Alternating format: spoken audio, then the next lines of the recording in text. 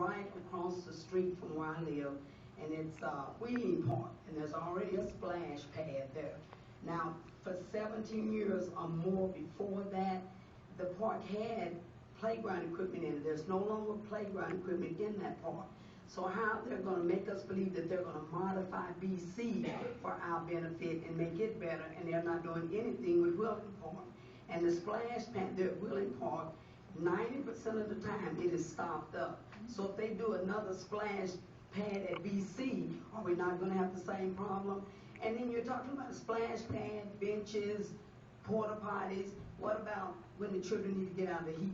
Even at Wheeling Park, I want a child care facility. I can't take the daycare children down there because it's too hot during the day with temperatures at 170, 170, I mean not 107, and all those high temperatures, we very seldom go down there. But that would be the same problem with BC. If the children have no place to go in to cool themselves after they played in the splash pad and sit on the benches in the hot sun, then how are they trying to convince us that that modification they're going to do at BC is going to benefit our children? And if you're looking at the fact of the splash pad and things that he named that they would put there, those are just for younger children, maybe 3 to maybe 10 or 12. Well, what about the older children, 14, 15, 16-year-olds? What about the adults? What about the senior citizens? What are they going to do with the splash pads and benches, a porta potty, and nowhere to go and cool themselves when the temperatures are too high? So I totally disagree with the modifications of BC. I think they need to talk about renovation and leave it there because we do need the inside facility as opposed to sitting outside in the heat all day. Oklahoma.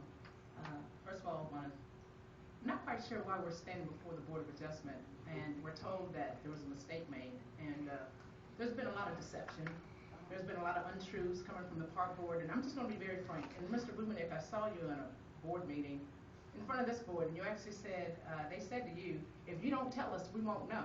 And you said, I understand, a lot of times when we do this, it comes back to bite us.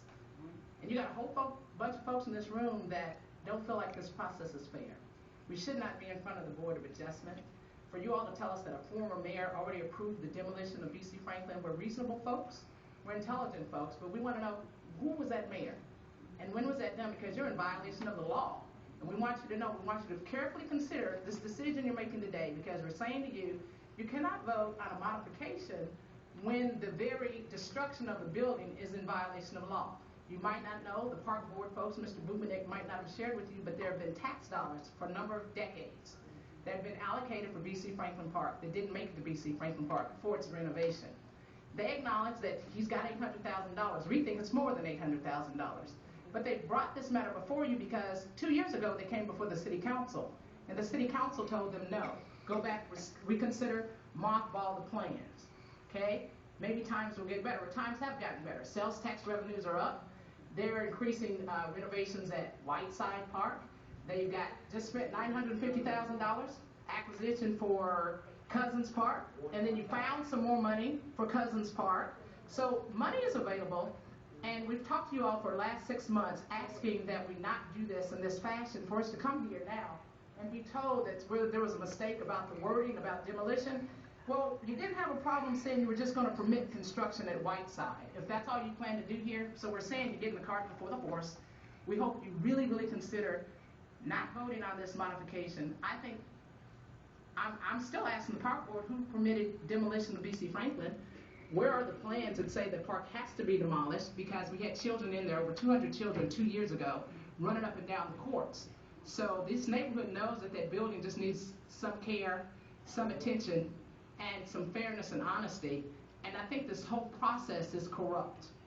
And you're engaging in it by having us here. You had it on your agenda, talking about you're going to perhaps permit the demolition of BC Franklin, and now we're saying, okay, we're not here to talk about a modification, and you've got a $300,000, is that for a bathroom facility that's unfunded? And we talked to them about the porta potties that we didn't think were right for that community. And so that means if it's unfunded, there's still no bathroom facility. So there's some subterfuge, there's some deception going on in the language. when you look at a $95,000 park shelter, which they're talking about modifying, that's a park shelter with no benches and no tables. Isn't that correct, Ms. Doman? Okay, so what we're saying is that we deserve better. $95,000 is more than many of our homes in North Tulsa. You know, we have a bathroom, and we have an air conditioning, and a splash pad for $405,000. I don't know if they're just trying to hurry up and use the money, but like they say, they have a splash pad right across the street. And this is not an improvement for this neighborhood, and we've said work with us, we want to work with you. We believe in One Tulsa, we're just not there yet. And it's procedures like this that we believe are a direct violation of the law, that somehow they have you all participating in. This should have been in front of the city council, and they know that. And I think, I don't know what's going on, you guys, but we deserve better. We deserve better communication. I'm asking that you guys not approve the modification, because first of all, if that building is torn down, you've got some tax dollars and some ordinances and some laws that have to be dealt with first before that is demolished. That's why everybody's confused today. And the very folks that do this for a living, I'm sure this could be better handled. I would hope.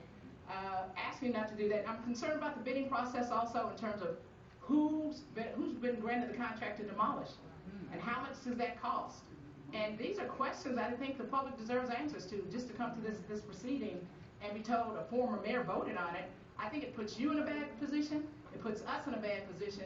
And in the meantime, Mr. Bumenick, I think you do this for a living. I think you can help us through this process on how this could best work, as opposed to saying, oh, sometimes this comes back to bite us. And I think I also heard you say in one meeting, some things have to be decided before we pull the trigger. So when you kill parks and you kill schools, you kill a community. So you're pulling the trigger. And we're going to ask that you guys not allow him to pull the trigger.